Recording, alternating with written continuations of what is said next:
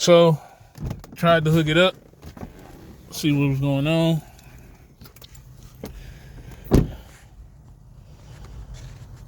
Went to YouTube, check it out. YouTube says, hey, could be this sensor right here, or this fuse right here. But as you can see,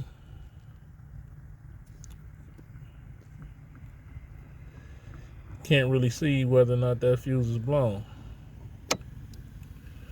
So check the starter fuse.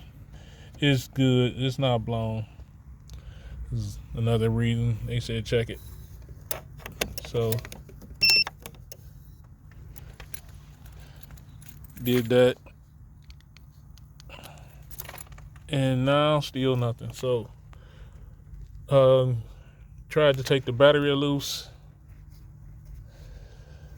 to make sure, to reset it like they said. So did that.